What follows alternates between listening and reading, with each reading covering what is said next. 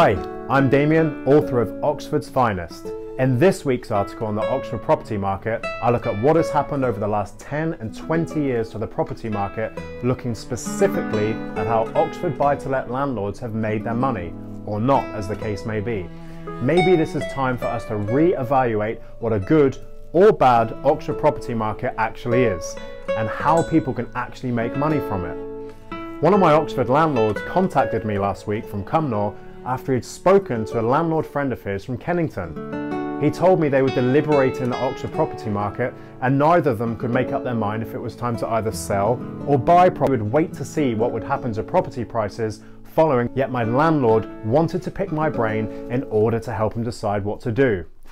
I said the press are aware, bad news sells newspapers, and the doommongers are plying their trade on uncertainty in the world economic situation. Roll the clock back to the credit crunch of 2008-2009 and there were quite a few landlords in Oxford who had overexposed themselves with high percentage loan to value buy-to-let mortgages, backing the hope they would make their money on the capital growth, yet fell foul of a drop in the rents and thus got bankrupted. But who could blame them when the property market was rising at 15% to 20% a year in the early 2000s? And banks like Northern Rock were giving mortgages out to anyone with a pulse. Thankfully, the Bank of England changed rules on all mortgages in 2014, banning self-certification mortgages, tightening the rules around interest-only mortgages and the requirement around affordability to be checked, plus a tough stress test if interest rates rose. It's obvious we're going to enter into a recession because of COVID-19, yet this time the Oxford property market is better placed to weather the storm.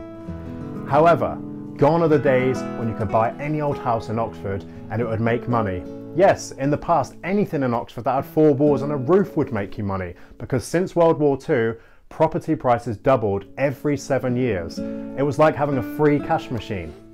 If a landlord bought an Oxford Terrace townhouse in the summer of 2000, he or she would have seen a profit of £241,000 and to its current value of £419,000. A rise of 136%. Nonetheless, if the landlord had bought the same property in 2010, the Oxford landlord would have only made £64,000 profit, an 18% increase. Yet since 2010, the country has experienced 31.5% inflation, meaning our Oxford landlord has seen the real value of their Oxford property decrease by 13%, i.e. 18% less 31% inflation. And this is my point. Nobody has been complaining about the property market in the last 10 years, yet landlords are still worse off in real terms.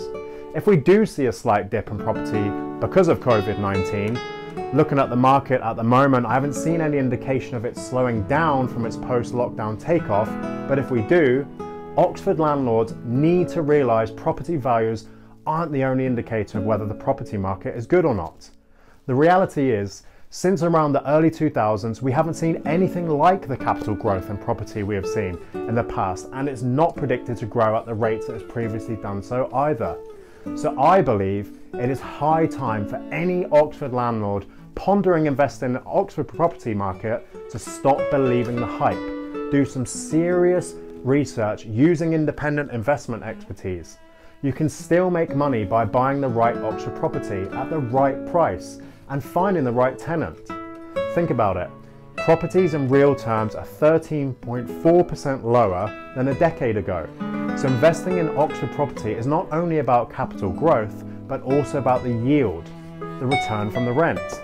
It's also about having a balanced property portfolio that will match what you want from your investment. And what is a balanced property portfolio? Well, we'll discuss such matters on the Oxford Property blog. If you haven't seen the articles, then it might be worth a few minutes of your time. Thank you very much for listening. This is Damien Merry, author of the Oxford's Finest, and we'll speak to you soon.